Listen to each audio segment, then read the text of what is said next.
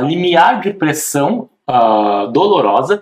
Então, é o quanto que o paciente, a gente faz uma pressão no músculo e o quanto que o músculo, ele começa a sentir, ele para de sentir pressão e começa a sentir dor. Ali é um limiar de dor. Então, pessoas que têm limiar mais baixo são mais sensíveis à dor. Pessoas que têm um limiar mais alto, que aguentam mais, eles aguentam mais dor. Tem uma sensibilidade, não tem tanta sensibilidade à dor.